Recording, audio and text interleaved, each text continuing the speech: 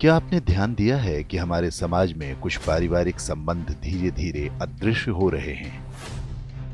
पहले हर बच्चे के माता पिता के अलावा चाचा, ताऊ, बुआ, मामा, मौसी जैसे ढेरों रिश्तेदार हुआ करते थे, लेकिन अब ये सभी मानो विलुप्त प्रजाति होते जा रहे हैं।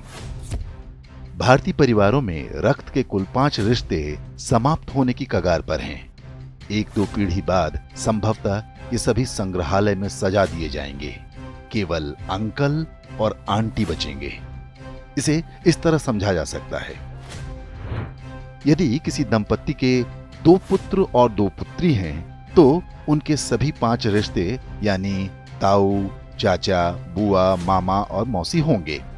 यदि 2 पुत्र हैं लेकिन पुत्री एक ही है, तो उनकी जो संतानें होंगी उनकी कोई मौसी नहीं होंगी।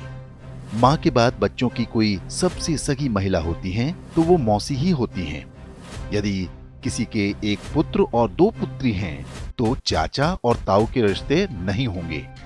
यदि 1 बेटी और 1 बेटा है, तो उनकी संतानों का न तो कोई चाचा होगा, न ताऊ, न मौसी। यदि 1 बेटा या 1 बेटी होती है, तो वो पूरी तरह से अकेला होगा। माता पिता के बाद उसका कोई रक्त संबंधी नहीं होगा। सिंगल चाइल्ड फैमिली को उनका निर्णय तीसरी पीढ़ी यानी जिनके वो दादा दादी होंगे बुरी तरह प्रभावित करेगा। उनका पौत्र या प्रपौत्र इस संसार में अकेला होगा। उसे अपने रक्त के रिश्ते की आवश्यकता होगी, तो इस पूरे ब्रह्मांड में उसका अपना कोई नहीं होगा। इसलिए दंपत्ति को सिंगल चाइल्ड के निर्णय पर गंभीरता से विचार करना चाहिए।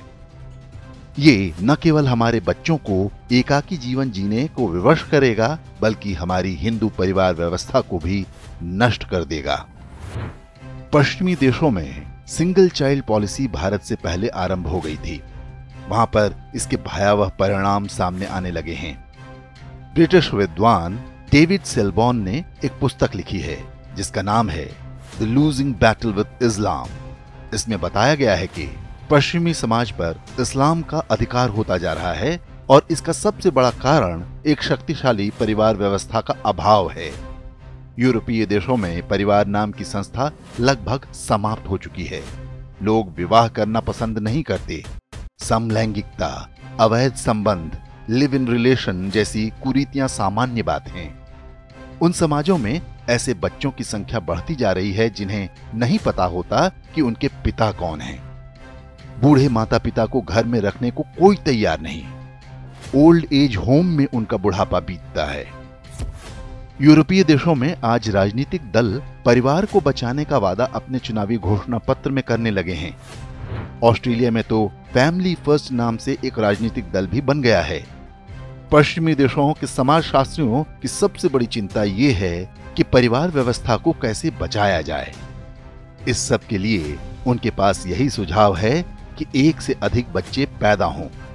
अब यही चुनौती भारतीय समाज के सामने भी खड़ी होने जा रही है। क्या हम समय रहते सतर्क हो पाएंगे या हमारे साथ भी वही होगा जो पश्चिमी देशों के साथ हो रहा है?